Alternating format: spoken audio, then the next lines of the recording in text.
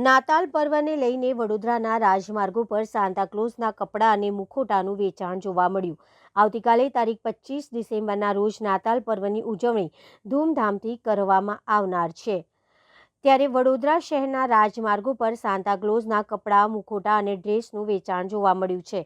નાતાલ પર્વને લઈને બાળકોને સાન્તાક્લોઝના કપડાં પહેરાવવામાં આવે છે અને બાળકો સાન્તાક્લોઝના કપડાં હુબહુ બાળ સાન્તાક્લોઝ જોવા મળે છે। બાળકો માટે ભેટો જોડીને જતા હતા, જેમ કે નારંગી અને વધારાનો કોલસો, જેથી તેઓ ગરમ રહી શકે, જ્યારે પિતા બીજા માણસની લડાઈ લડી રહ્યા હોય છે। બાળકો અને સ્ત્રીઓ એકલા છોડીને બળાત્કારનો ભોગ બનવા અથવા ગુલામ તરીકે રહી જવા માટે મારું માનવું છે કે તે બાળકો રક્ષક છે, જે તેમને ભવિષ્ય માટે આશા આપે છે અને તેમને જાદુ અને ચમત્કારમાં વિશ્વાસ કરવા દે છે।